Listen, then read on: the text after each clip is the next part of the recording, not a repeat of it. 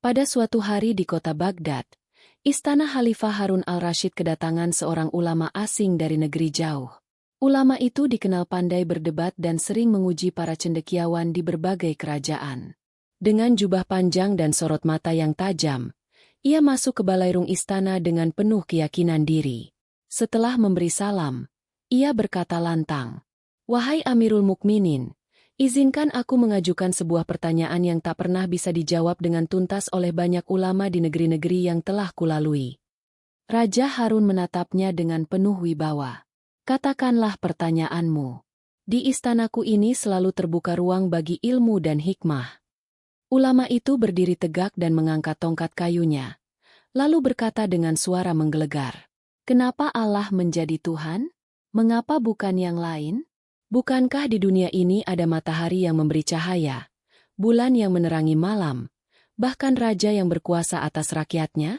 Apa alasanmu menjadikan Allah sebagai Tuhanmu?" Pertanyaan itu bergema di dalam balairung. Para ulama dan cerdik cendekia yang hadir saling berpandangan. Ada yang berbisik pelan, ada pula yang terdiam tak tahu harus berkata apa. Raja Harun al-Rashid mengelus janggutnya. Wajahnya sedikit berubah serius. Ia tahu, pertanyaan ini bukanlah perkara kecil. Jika salah menjawab, bisa jadi menjadi bahan olok-olok bagi musuh. Tetapi jika benar, maka ia akan menjadi hikmah besar bagi seluruh hadirin. "Wahai para ulama, siapakah di antara kalian yang sanggup menjawab?" tanya Harun al-Rashid.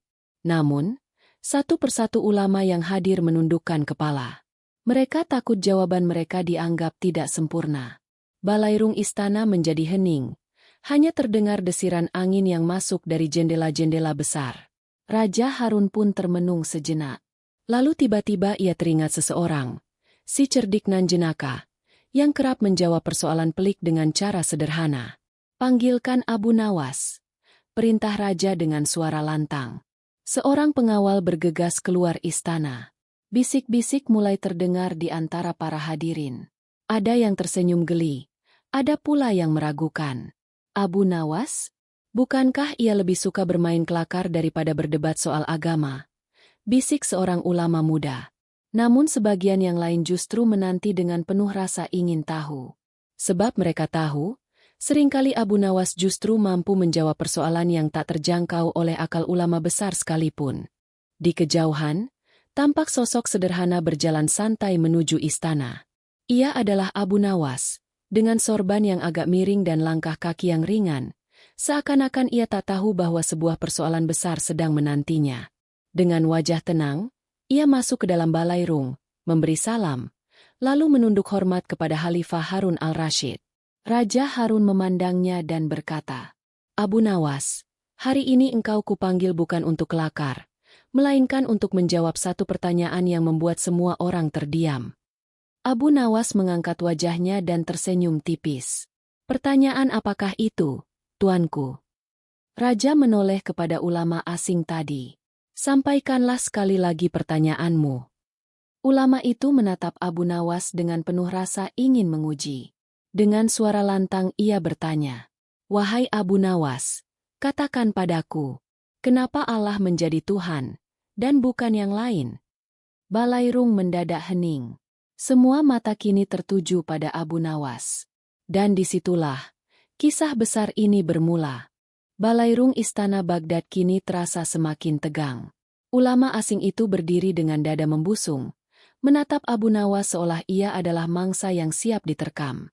Para ulama lainnya menunggu dengan rasa penasaran, sementara Raja Harun al-Rashid duduk di singgasananya, menatap Abu Nawas dengan penuh harap. Abu Nawas mengelus janggut tipisnya, lalu tersenyum tenang. Seakan-akan pertanyaan besar itu bukanlah beban baginya. "Tuanku Khalifah," kata Abu Nawas dengan suara ringan, "benarkah aku dipanggil untuk menjawab pertanyaan yang membuat semua ulama mulia ini terdiam?" Raja Harun mengangguk. "Benar. Wahai Abu Nawas, ulama asing ini ingin tahu, mengapa Allah menjadi Tuhan, bukan yang lain?" Abu Nawas menoleh kepada sang ulama asing. Ia menatapnya sejenak, lalu berkata dengan nada seperti orang bercanda, Wahai tamu agung, pertanyaanmu sungguh berat. Sampai-sampai perutku yang lapar jadi ikutan bergetar. Para hadirin menahan tawa. Beberapa bahkan tidak kuasa menyembunyikan senyum. Raja Harun sendiri hampir terbahak, tapi segera menahan diri agar suasana tetap wibawa. Wahai Abu Nawas, ujar sang ulama asing dengan nada meremehkan. Apakah engkau hendak menjawab pertanyaan besar dengan kelakar murahan? Abu Nawas menggeleng pelan. Tidak, Tuan. Aku hanya ingin memastikan bahwa engkau benar-benar mencari jawaban, bukan sekadar ingin mempermalukan. Ulama asing itu mendengus. Aku mencari kebenaran. Maka jawablah dengan benar. Abu Nawas mengangguk. Lalu ia berjalan pelan ke tengah balairung.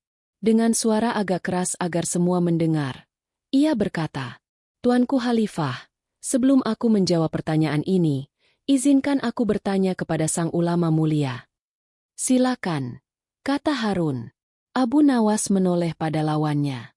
Wahai Tuan, dapatkah engkau menunjukkan padaku, di mana akalmu berada? Ulama itu mengernyitkan dahi. Akal? Tentu ada di dalam kepalaku. Bolehkah aku melihatnya? Tanya Abu Nawas, seolah sungguh-sungguh ingin tahu. Melihatnya? Tentu tidak bisa. Akal bukanlah benda yang dapat dilihat. Jawab ulama itu dengan agak kesal. Abu Nawas tersenyum. Kalau begitu, apakah engkau ragu bahwa engkau punya akal? Tentu tidak. Aku tahu aku punya akal karena aku bisa berpikir.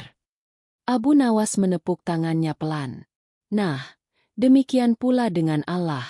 Engkau tidak bisa melihatnya dengan mata, tapi engkau bisa merasakan tanda-tandanya melalui ciptaannya. Jadi, jangan heran bila Allah menjadi Tuhan, meski engkau tak pernah melihatnya secara kasat mata. Seisi balairung mendadak riuh. Para ulama saling berpandangan. Ada yang mengangguk-angguk, ada pula yang tersenyum lebar. Raja Harun al-Rashid pun tertawa puas. Hahaha, benar sekali. Abu Nawas, jawabanmu sederhana, tapi memukul tepat pada sasaran. Ulama asing itu terdiam sejenak, lalu berkata dengan nada lebih serius. Itu jawaban yang manis, Abu Nawas. Tetapi aku belum puas. Jika Allah tidak tampak, bagaimana engkau yakin bahwa Dia lebih layak menjadi Tuhan daripada matahari, bulan, atau bahkan raja yang memerintah di bumi? Balairung kembali hening. Semua menunggu, bagaimana Abu Nawas akan menjawab pertanyaan yang lebih berat itu. Abu Nawas berdiri tegak, menatap seisi ruangan dengan tenang. Senyumnya belum pudar, namun sorot matanya mulai menunjukkan keseriusan. Baiklah, wahai Tuan, katanya perlahan. Pertanyaanmu itu akan kujawab, tapi bersiaplah, sebab jawabanku tidak hanya untukmu, melainkan untuk semua yang hadir di sini. Suasana balairung kian hening. Para hadirin menahan napas. Raja Harun menatap penuh perhatian. Dan disitulah, jawaban Abu Nawas berikutnya akan dimulai. Balairung istana Baghdad kembali senyap. Angin yang masuk dari jendela berderai halus, seakan ikut mendengarkan perdebatan yang makin memanas. Para hadirin menunduk, menanti jawaban Abu Nawas atas pertanyaan sang ulama asing. Ulama itu melangkah maju, tongkat kayunya mengetuk lantai marmer. Suaranya lantang, penuh tantangan. Abu Nawas, engkau berkata bahwa Allah menjadi Tuhan meski tak terlihat, sebab tanda-tandanya nyata di alam. Tetapi jawaban itu belum cukup. Aku ingin tahu, bila Allah benar Tuhan, mengapa Dia tidak menampakkan diri kepada manusia? Mengapa manusia hanya bisa mendengar cerita, bukan menyaksikannya secara langsung? Pertanyaan itu menusuk ke hati banyak orang.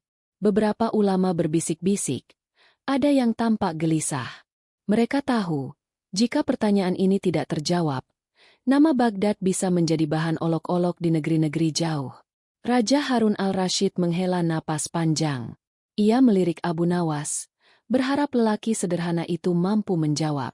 Namun, sebelum Abu Nawas membuka mulut, ulama asing itu melanjutkan lagi. Bahkan, aku bisa bertanya lebih jauh. Jika Allah yang mencipta manusia, mengapa manusia tidak pernah melihatnya sewaktu diciptakan? Jika Allah yang mengatur dunia, Mengapa manusia hanya melihat matahari, bulan, dan bintang, tetapi tidak melihat Allah itu sendiri? Kini Balairung benar-benar sunyi. Ulama-ulama istana yang sebelumnya ingin berbicara, memilih diam. Mereka tahu, logika sang ulama asing cukup kuat untuk membuat mereka tersandung. Abu Nawas berdiri tenang. Ia tidak tampak gentar, meski tatapan semua orang kini tertuju padanya. Ia mengelus janggutnya sebentar, lalu tersenyum kecil. "Wahai Tuan," katanya lembut, "engkau bertanya mengapa manusia tidak bisa melihat Allah. Aku ingin bertanya balik kepadamu. Apakah engkau bisa melihat udara yang engkau hirup?" Sang ulama terdiam sejenak. "Udara? Tentu saja tidak. Tetapi aku bisa merasakannya, sebab tanpanya aku mati." Abu Nawas mengangguk. "Begitulah Allah. Engkau tak dapat melihatnya dengan matamu, tapi engkau bisa merasakan keberadaannya dalam setiap detik kehidupanmu. Tanpanya, engkau tidak mungkin ada." Para hadirin mengangguk-angguk. Beberapa wajah yang tadinya gusar, kini mulai tampak lega. Namun ulama asing itu tidak menyerah. Ia tersenyum sinis, lalu berkata, "Kalau begitu, Abu Nawas, apakah engkau hendak menyamakan Allah dengan udara?" Abu Nawas tertawa kecil. "Tidak, wahai Tuan. Aku hanya memberi perumpamaan sederhana agar engkau mengerti. Udara pun masih butuh pada Allah. Tetapi Allah tidak butuh pada siapapun." Balairung kembali riuh. Para ulama yang tadi diam, kini berbisik kagum. Raja Harun tersenyum lebar, merasa puas dengan jawaban itu. Namun ulama asing itu masih berdiri tegak. Ia mengetukkan tongkatnya sekali lagi dan berseru, "Baiklah, Abu Nawas, engkau lihai bermain kata. Tetapi aku belum puas. Katakanlah kepadaku, jika Allah benar Tuhan, mengapa Dia lebih layak menjadi Tuhan daripada matahari yang menyinari dunia, atau bulan yang menerangi malam? Bukankah keduanya lebih nyata, lebih tampak, dan lebih dibutuhkan oleh manusia?" Pertanyaan itu menggema keras. Sekali lagi, para ulama terdiam. Mereka tahu, ini bukan sembarang tanya. Abu Nawas menatap sang ulama dengan tatapan tajam. Senyumnya belum pudar, namun sorot matanya kini menunjukkan kesungguhan. "Pertanyaanmu itu, wahai Tuan, akan kujawab," ucap Abu Nawas dengan suara mantap. "Namun bersiaplah, sebab setelah jawaban ini, bukan hanya engkau, melainkan semua yang hadir di sini akan berpikir lebih dalam tentang siapa Tuhan yang sebenarnya." Para hadirin menahan napas. Raja Harun mencondongkan tubuhnya ke depan, seolah tak ingin melewatkan satu kata pun. Dan disitulah, jawaban Abu Nawas yang lebih dalam akan segera terucap. Balairung istana Baghdad semakin padat oleh rasa penasaran. Para ulama dan cendekiawan yang tadinya menunduk kini mengangkat kepala, menanti jawaban Abu Nawas. Sementara ulama asing itu berdiri dengan dada membusung, seakan yakin bahwa kali ini Abu Nawas tidak akan mampu menjawab. Dengan langkah pelan, Abu Nawas maju ke tengah Balairung. Ia menunduk hormat kepada Khalifah Harun, lalu menatap sang ulama asing dengan wajah serius, meski di sudut bibirnya terselip senyum yang penuh teka-teki. "Wahai Tuan," kata Abu Nawas, "engkau bertanya, mengapa Allah lebih layak menjadi Tuhan daripada matahari atau bulan? Maka izinkan aku bertanya kepadamu terlebih dahulu." Ulama asing itu mengangkat dagunya, menantang. "Bertanyalah." Abu Nawas mengangkat tangannya, menunjuk ke arah jendela istana yang membiarkan cahaya masuk. "Jika matahari Tuhan, maka siapakah yang menciptakan malam? Dan jika bulan Tuhan, siapakah yang menciptakan siang? Bukankah keduanya silih berganti, tunduk pada aturan yang bukan buatan mereka sendiri?" Ulama asing itu terdiam sesaat. Beberapa orang di Balairung menahan tawa, sebagian lain mengangguk-angguk. Namun Abu Nawas belum selesai. Ia melangkah lebih dekat, menatap tajam lawannya. "Dan jika matahari Tuhan, mengapa ia terbit di timur dan tenggelam di barat setiap hari tanpa pernah melawan? Apakah engkau kira Tuhan itu diperintah oleh aturan? Jika bulan Tuhan, mengapa ia berubah-ubah bentuk, dari sabit menjadi purnama, lalu kembali hilang? Apakah engkau kira Tuhan itu berubah-ubah rupa? Tawa kecil terdengar dari sudut balairung. Beberapa ulama mulai berbisik kagum, menyadari logika Abu Nawas yang sederhana tapi menohok.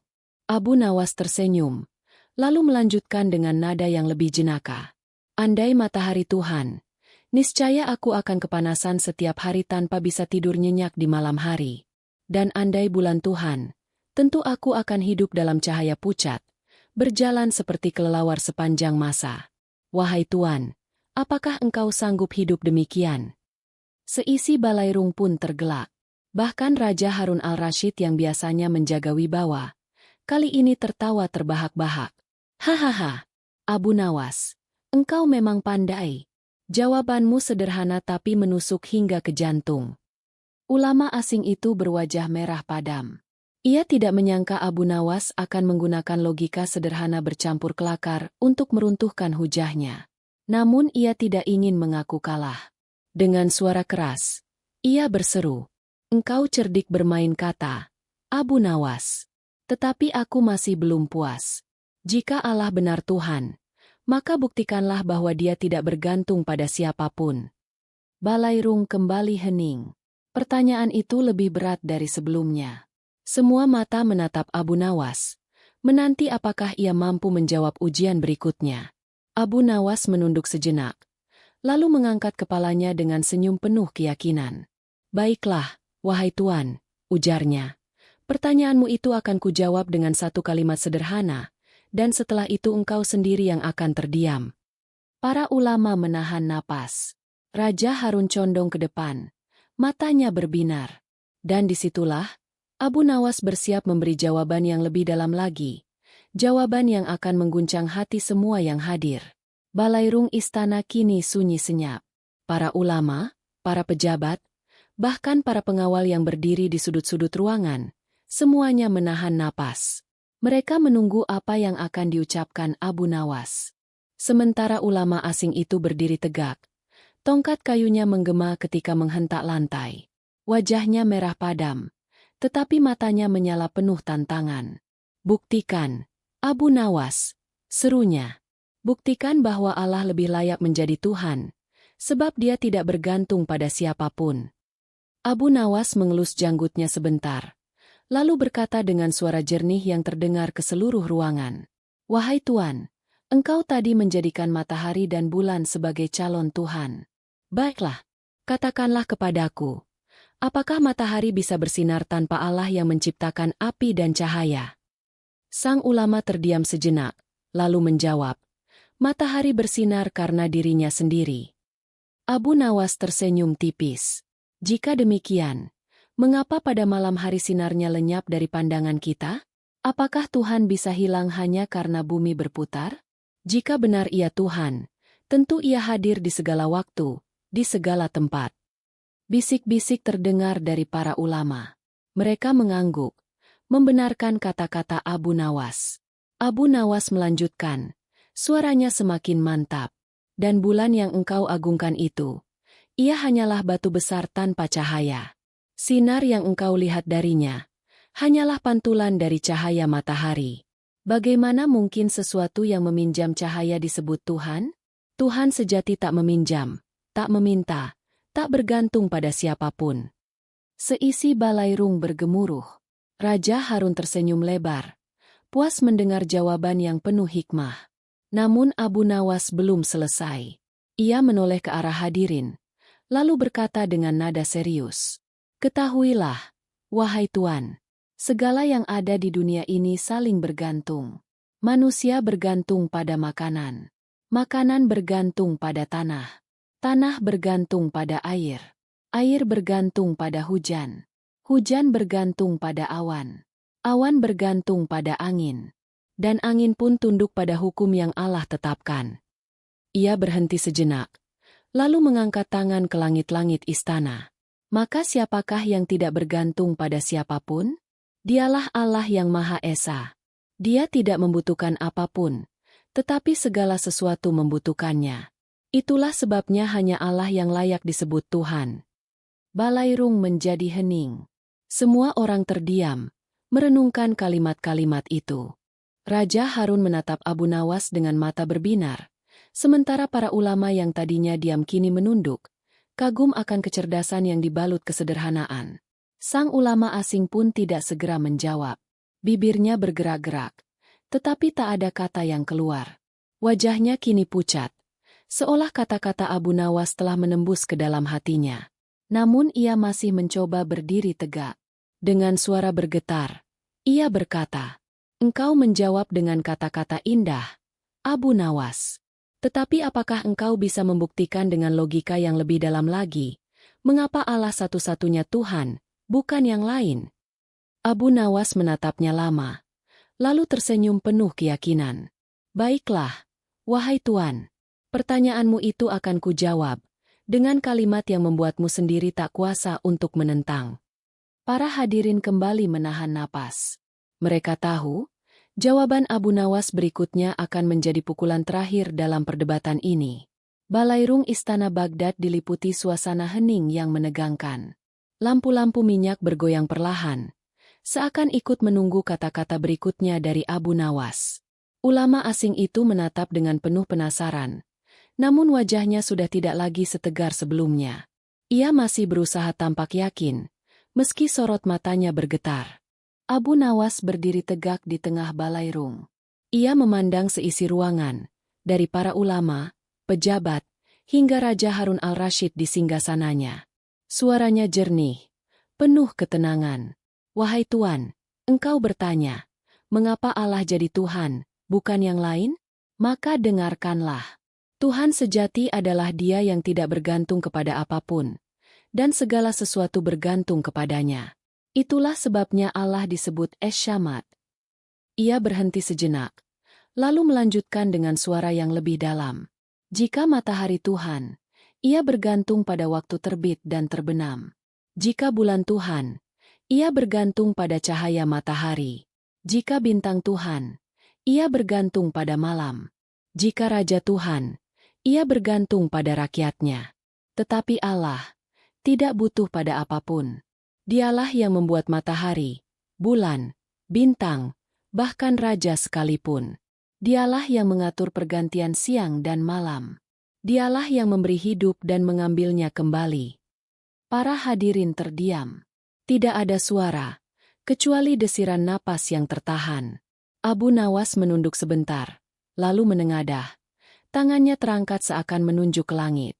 "Wahai Tuan, Allah jadi Tuhan bukan karena kita memilihnya. Allah jadi Tuhan karena memang Dialah satu-satunya yang layak disembah. Segala sesuatu di alam ini fana dan berubah, sementara Allah kekal tanpa perubahan. Segala sesuatu membutuhkan sandaran, sementara Allah tidak butuh sandaran." Kata-kata itu bergema bagaikan petir yang menyambar hati setiap pendengar. Raja Harun al-Rashid menatap tak berkedip, lalu berseru dengan suara haru, "Subhanallah, engkau benar, Abu Nawas. Jawabanmu lebih dalam daripada 1000 kitab yang kubaca." Para ulama menunduk, sebagian mengusap mata yang mulai basah. Mereka takjub, sebab jawaban itu sederhana namun tak terbantahkan. Sementara itu, ulama asing yang tadi begitu angkuh kini gemetar. Tongkat kayunya jatuh ke lantai. Bibirnya bergerak, namun tak satu kata pun keluar. Ia hanya bisa terdiam, menunduk, seakan kalimat Abu Nawas telah mematahkan semua logika yang ia banggakan. Suasana balairung benar-benar sunyi. Tidak ada lagi yang berani menyanggah. Semua orang menyadari bahwa kebenaran telah disampaikan dengan cara yang paling jelas. Abu Nawas pun menutup ucapannya dengan nada lembut.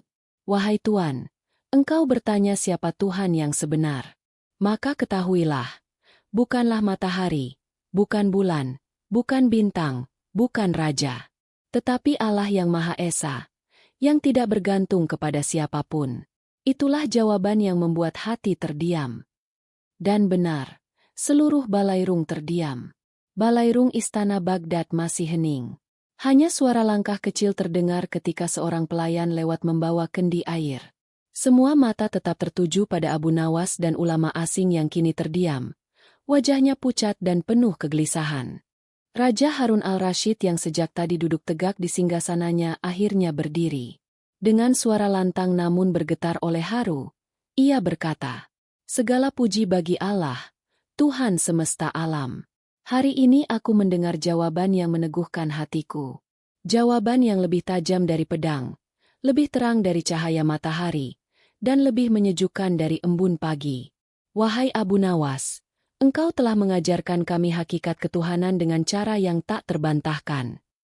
Para ulama menunduk hormat, sebagian menitikan air mata. Mereka merasa seakan beban berat yang menyesakkan dada kini terangkat. Sementara itu, ulama asing yang semula begitu angkuh akhirnya menghela napas panjang. Ia menundukkan kepala dalam-dalam, lalu berkata dengan suara lirih, Abu Nawas, aku datang ke sini dengan niat menguji, bahkan mempermalukan.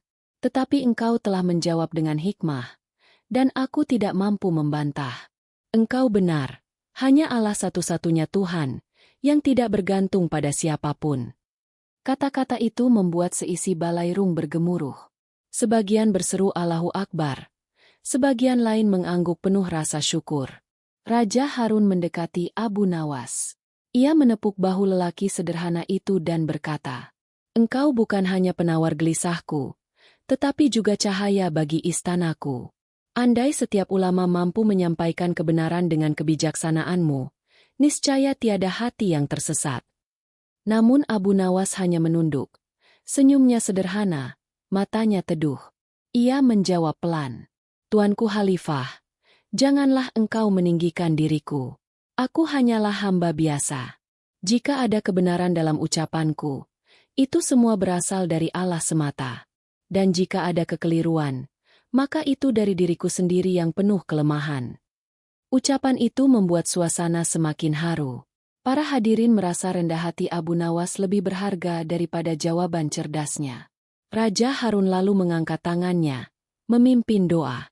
Ya Allah, jadikanlah kami hamba-hamba yang senantiasa tunduk kepada Mu. Ampuni kelemahan kami, dan bimbinglah hati kami agar tidak berpaling dari Mu. Seluruh balairung mengaminkan dengan khusyuk. Dan setelah itu, Abu Nawas meminta izin untuk pulang. Ia melangkah ringan keluar istana, seperti biasa, sederhana, rendah hati, seakan tiada beban. Namun di balik langkahnya, ia meninggalkan hikmah besar yang akan dikenang sepanjang zaman. Hari itu, semua orang menyadari bahwa jawaban Abu Nawas telah membungkam kesombongan, meneguhkan iman, dan membuat semua terdiam dalam keagungan Allah yang Maha Esa.